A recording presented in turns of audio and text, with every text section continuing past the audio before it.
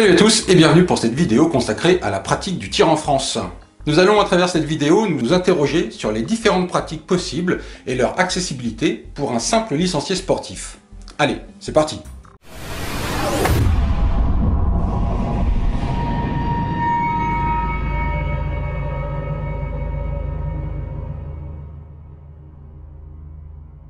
Lorsque l'on parle de pratique du tir, on pense bien souvent à l'image qui nous est renvoyée par les films et séries américaines, par les reportages cherchant plus souvent le sensationnel pour l'audimat que le reflet du réel, ou encore par les vidéos YouTube. Et du coup, on a une image plutôt floue, teintée de violence, de tir avec des armes qui vous démontent l'épaule, de tir rapide sur cible ou de tir en déplacement. Mais qu'en est-il réellement? Qu'en est-il de l'enseignement du tir? Et quelle pratique du tir peut-on avoir aujourd'hui dans la grande majorité des cas? Les images que l'on voit à côté de moi sont-elles un pur délire de personnes élevées en regardant trop de films d'action? Sont-elles réservées à des professionnels? Un licencié lambda peut-il avoir accès à ce type de pratique? Et surtout, doit-il avoir accès à ce type de pratique? Comme nous l'avons vu dans la vidéo sur l'initiation à la sphère des armes, aujourd'hui, si on désire tirer légalement avec une arme à feu, il y a trois solutions. Passer son permis de chasse, prendre une licence de balle trappe ou s'inscrire dans un club de tir et être licencié à la Fédération Française de Tir. Alors bon, le permis de chasse, eh bien, c'est pour chasser. La licence de balle trappe est gérée non par la Fédération Française de Tir, mais par la Fédération Française de balle trappe et de tir à balle. C'est une fédération qui s'occupe des disciplines non olympiques du balle trappe, que sont le compact sporting, la fosse euro, la fosse universelle, le tir aux hélices, le parcours de chasse, le sanglier courant et le trap 1. Toutes ces disciplines se pratiquent avec une arme de chasse à canon lisse.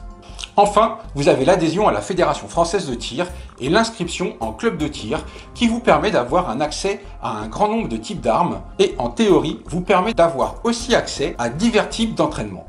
Je dis en théorie car dans la pratique ce n'est pas forcément évident. Avant de parler de diverses pratiques du tir, je voudrais dire quelques mots sur la mise en sécurité des armes, car c'est une des choses qui m'interpelle dans tous les stands de tir que j'ai pu visiter.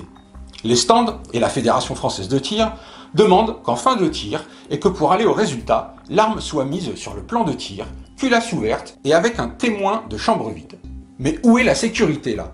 Pendant qu'on est au résultat, rien n'empêche un débile de prendre notre arme, d'y insérer un chargeur et d'allumer tout le monde. Pour moi, une vraie sécurité serait d'avoir un holster porté sur soi et d'y mettre son arme une fois le tir terminé. Dans cette condition, l'arme n'est jamais laissée seule, sans surveillance. Mais cette solution est généralement vue d'un mauvais œil, car cela fait cow-boy et renvoie à une image que ne souhaite pas la fédération ni les clubs. Encore un aparté, mais sur les pratiquants cette fois.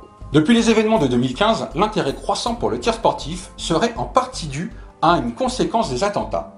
Des armuriers et des responsables de clubs de tir notent une forte progression de la vente d'armes qui, de par leurs caractéristiques, sont plus destinées à la défense qu'au tir sportif. Si je parle de ça, c'est que cela peut avoir une incidence sur les demandes et attentes de ces nouveaux tireurs, mais cela peut également avoir un impact à terme sur les autorités accordant les permissions de détention. Ceci étant dit, voyons maintenant les diverses pratiques du tir et leur accessibilité. Alors, la reine des disciplines, et qui est normalement accessible dans tous les clubs de tir de France, et voire même un passage obligé de toute personne s'inscrivant dans un club, est le tir au plomb Diabolo à 10 mètres. C'est par cette discipline que le pratiquant va apprendre les bases du tir, que sont les règles de sécurité, la position, la visée, le lâcher et la tenue de l'arme. Sinon, les disciplines pistolet proposent des distances de tir à 10 mètres, 25 mètres et 50 mètres et permet de tirer au plomb, à balle 22 long rifle et au gros calibre. Toutes les épreuves se tirent en position debout, à bras francs. La pratique proposée aux tireurs est le tir de précision, le tir de vitesse, c'est sur des cibles qui pivotent restant 8, 6 et 4 secondes en place, ou une épreuve mixte regroupant à la fois la précision et la vitesse. Normalement, tous les clubs de tir permettent cela. Un autre classique des clubs de tir est le tir à la carabine. Il se pratique aux distances de 10 mètres pour le tir au plomb, de 50 mètres et 300 mètres pour le tir à balle de 22 long rifle et plus gros calibre. Les épreuves 10 mètres se tirent uniquement en position debout, alors qu'aux distances de 50 mètres et 300 mètres, les épreuves imposent, selon le cas, la position couchée, ou bien l'ensemble des trois positions réglementaires, debout, genou et couché. Pour cette discipline, nombre de clubs ne permettent pas certains calibres n'ayant pas les pièges à balles nécessaires. De même, rares sont les clubs avec un pas de tir à 200 ou 300 mètres. Et pour du tir à longue distance de 500 à 1000 mètres, c'est encore plus rare. Toujours pour le tir à la carabine, il y a le bench rest ou tir de précision sur appui. Vous serez assis derrière une table de tir, l'arme reposant sur des supports adaptés et réglables de façon à éviter les bouger pour une plus grande précision. Le but consiste en effet à grouper les impacts sur la plus petite surface possible de la cible. On utilise des armes d'épaule de gros calibre munies d'une lunette télescopique à fort grossissement. Les cibles sont situées à des distances de 100 et 200 mètres. Une version avec des carabines 22 long rifle à lunettes existe pour du tir à 50 mètres nommée BR50. Un petit mot sur le tir à la poudre noire. Ce sont les armes de poing ou d'épaule qui utilisent uniquement de la poudre noire et se rechargeant par la bouche du canon. Mousquet à mèche des mousquetaires, pistolet de duel du 19e siècle, revolver et carabine de la conquête de l'Ouest, fusil à silex de l'époque napoléonienne, ainsi que les vieux fusils de chasse à percussion. Ces armes s'utilisent sur les mêmes stands que ceux du tir au pistolet ou au fusil. Par contre, tous les clubs ne l'autorisent pas forcément. On va rester sur les armes longues avec des disciplines toujours reconnues et chapeautées par la fédération, mais qui peuvent être difficiles à pratiquer car pas forcément trop répandues dans les clubs. Ce sont des disciplines qui réclament souvent de l'espace pour un seul tireur à la fois. La cible mobile ou sanglier courant. Avec une carabine munie de lunettes, vous tirez sur une cible à 10 mètres ou sur une figurine de sanglier à 50 mètres fixée sur un chariot qui se déplace de droite à gauche et de gauche à droite en 2 vitesses de passage, lente et rapide. Le plateau, communément appelé ball trap. Ce sont les 3 disciplines olympiques. La fosse olympique, le skate olympique et le double trap. La fosse olympique est un tir épaulé sur des plateaux fuyants lancés selon une trajectoire et un angle inconnu du tireur. On dispose de 2 cartouches pour atteindre le plateau. Le skate olympique est un tir désépaulé. Le tireur ne peut épauler et tirer qu'à l'apparition des plateaux qui ont des trajectoires fixes et connues venant d'une cabane haute et d'une cabane basse. On dispose d'une seule cartouche par plateau et le jeu consiste à tirer des plateaux simples ou des doublés.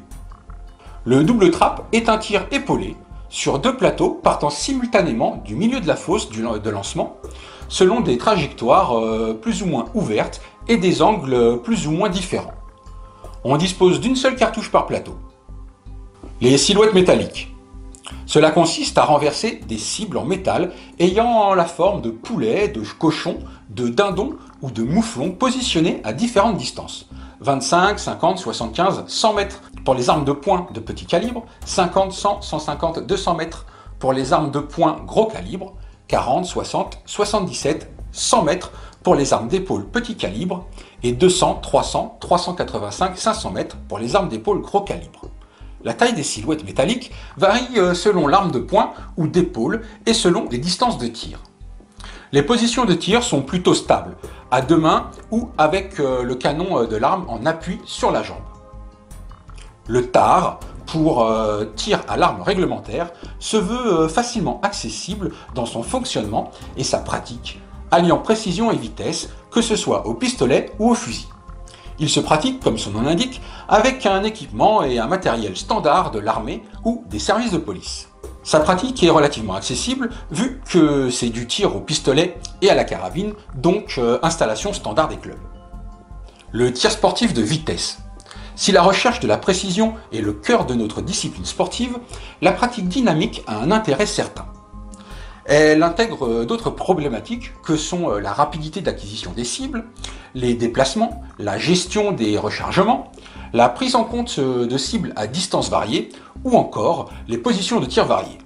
Le tir sportif de vitesse propose des actions de tir très spectaculaires qui s'effectuent contre la montre avec des pistolets de gros calibre, jamais inférieurs à 9 mm, munis ou non d'une visée optique. Plusieurs types de parcours sont proposés.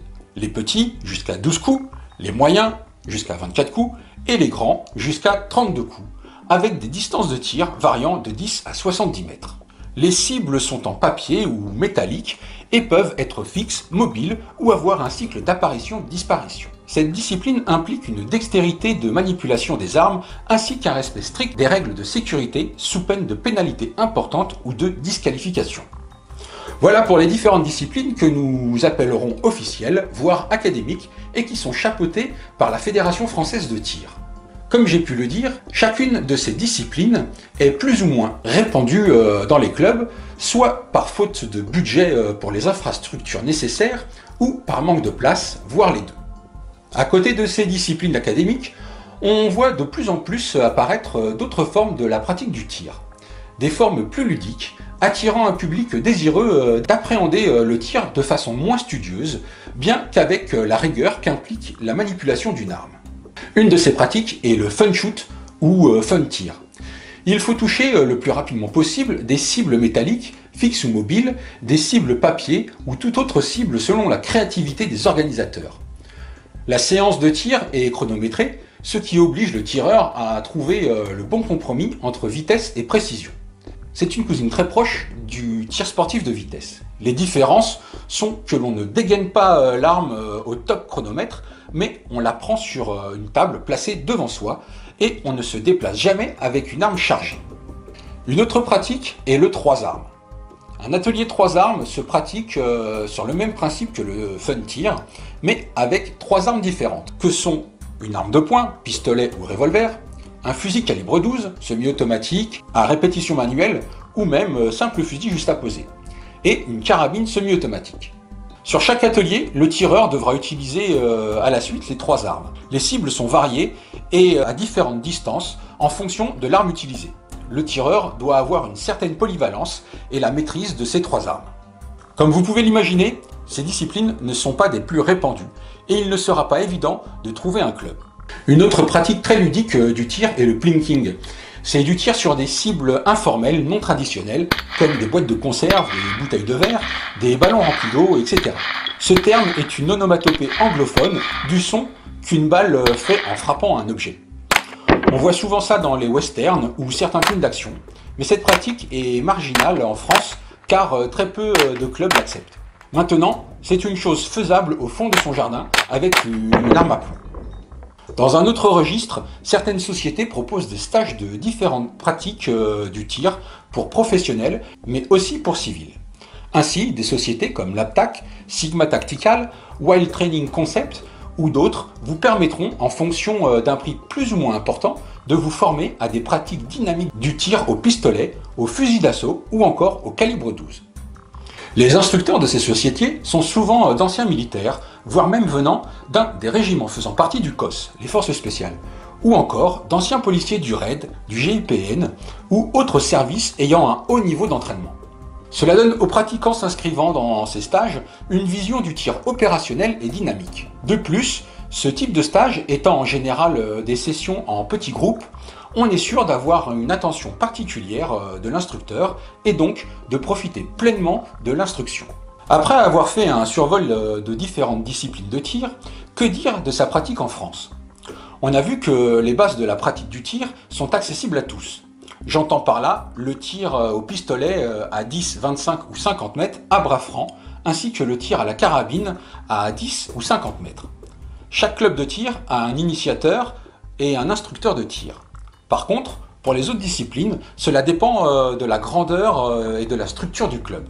Par exemple, si vous voulez vous impliquer dans le tir sportif de vitesse, outre le coût que représente cette discipline, il vous sera plus difficile de trouver un club avec les structures pour vous y entraîner que si vous vouliez faire du tir à 25 mètres. Idem pour le fun tir et le 3 armes. Aux différents stages de tir dynamique proposés par des sociétés, l'accès est possible aux non-professionnels des armes du moment que vous êtes en règle avec votre licence et votre carnet de tir, que votre casier judiciaire est vierge et que vous avez les moyens de vous payer ces formations. Maintenant, la question que l'on peut se poser est: doit-on y avoir accès? En ce qui concerne les différentes disciplines du tir, c'est clair.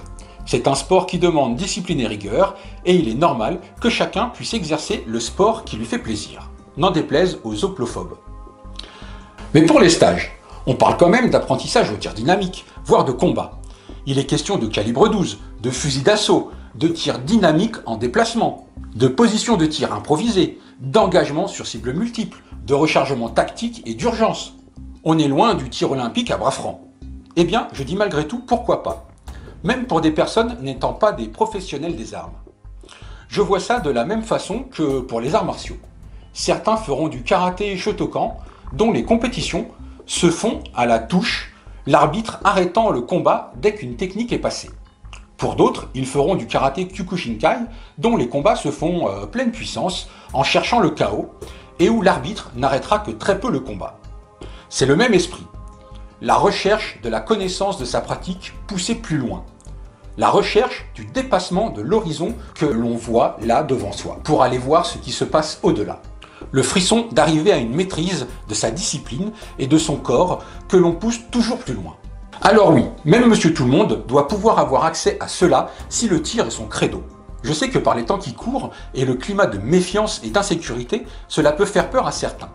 Mais ces stages sont faits par des professionnels et les stagiaires sont le plus souvent sélectionnés sur dossier. Les candidats doivent être à jour de leur licence de tir, carnet de tir, autorisation de détention d'armes et avoir un casier judiciaire vierge. Et si le comportement du stagiaire ne semble pas clair lors du stage, croyez bien que celui-ci se fera vite dégager. Alors encore une fois, désolé pour les hoplophobes et les bien-pensants, mais je pense que ce genre de stage ne peut avoir que du bon pour un tireur sérieux. Je veux également en profiter pour dire un mot sur l'utilisation des cibles silhouettes et des légendes urbaines qui les entourent. Ces cibles ne sont interdites par aucun règlement ni aucune loi.